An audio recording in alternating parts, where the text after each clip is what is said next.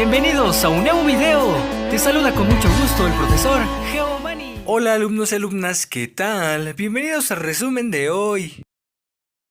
Asignatura Historia. Reporte especial. Los movimientos de protesta durante el Porfiriato. Aprendizaje esperado. Describe las condiciones de vida e inconformidades de los diferentes grupos sociales en el Porfiriato. Énfasis. La sociedad porfiriana y los movimientos de protesta, campesinos y obreros. A inicios del siglo XX, el país se encuentra en pleno porfiriato y el lema de orden y progreso se expande por todo el país. Nuevas inversiones extranjeras promueven la industrialización e impulsan la economía. Para el año 1900, el 90% de los habitantes del país se concentraban en poblaciones de menos de 15.000 habitantes que vivían sobre todo en pueblos, rancherías o haciendas. El 80% de las tierras de cultivo le pertenecen a los hacendados. Los latifundios son la gran extensión de tierra que se usa para la agricultura y la ganadería. En todas ellas se cultivan alimentos para el país y desde hace algunos años durante el Porfiriato también para el extranjero,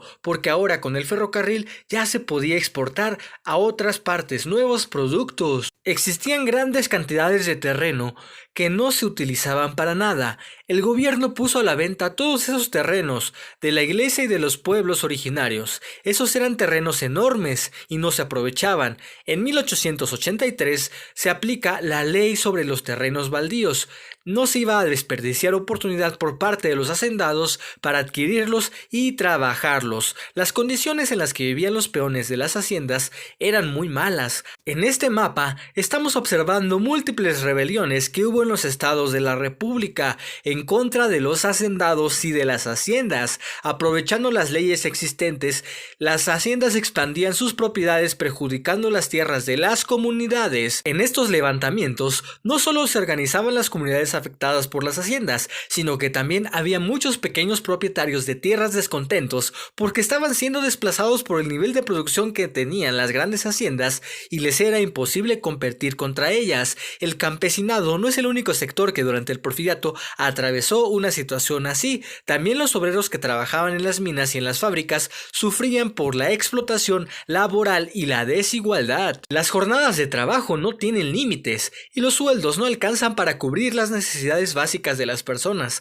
Algunos trabajadores han decidido organizarse para crear sindicatos y así poder defender sus derechos, mientras que otros han decidido parar de trabajar y convocar huelgas para protestar contra esa situación. En minas del norte del país hay gran discriminación para trabajadores mexicanos, que suman casi 6.000 trabajadores, mientras que hay 2.000 norteamericanos, y aunque hacen los mismos trabajos, a los trabajadores norteamericanos la compañía los trata mejor. Los otros trabajan jornadas de hasta 12 horas, les pagan 3 pesos por día de trabajo y a los americanos 7 y trabajan menos horas.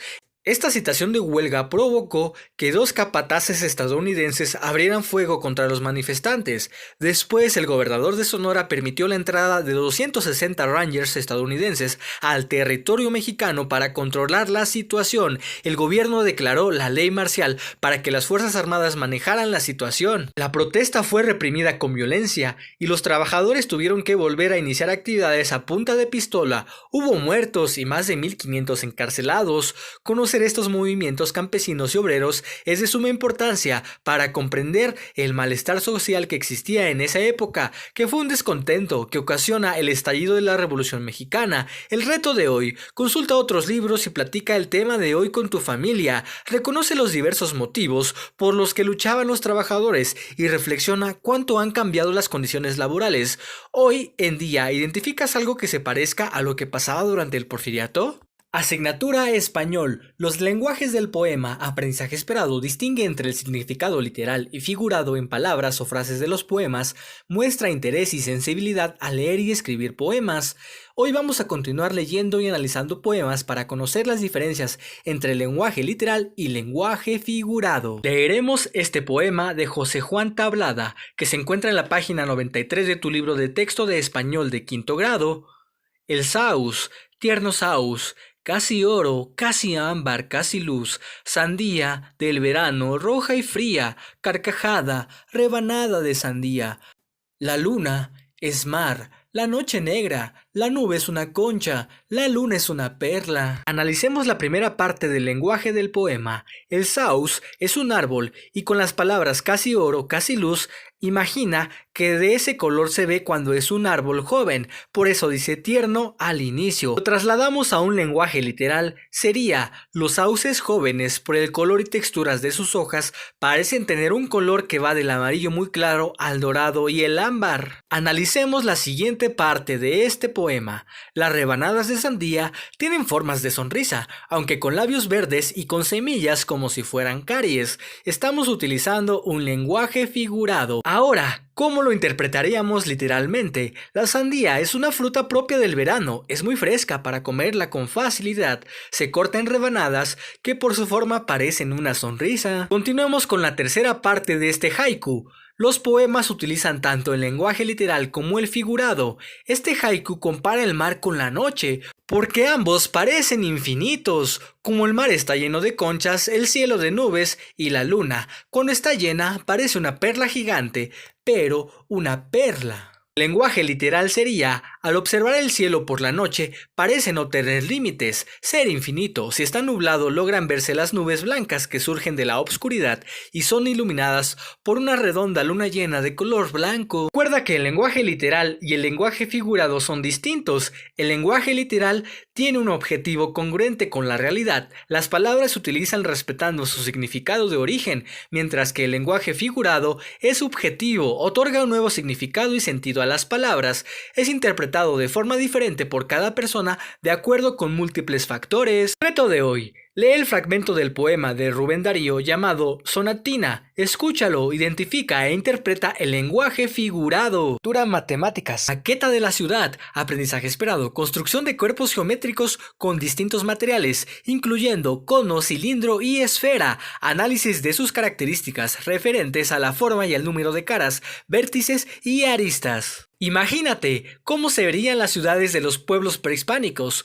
cómo construyeron sus edificios, cómo construir semejantes maravillas sin tractores o máquinas que ayudaran con el trabajo pesado. En esta ocasión haremos una gran ciudad pero con cuerpos geométricos. Necesitarás juego de geometría, lápices, tijeras, hojas de colores, palillos y plastilina. En pantalla observas estos cuerpos geométricos. Tienen dos caras planas circulares y una cara curva. Todas las aristas son curvas. Este cuerpo geométrico se llama cilindro. Las aristas son estas líneas que resultan cuando unes dos caras.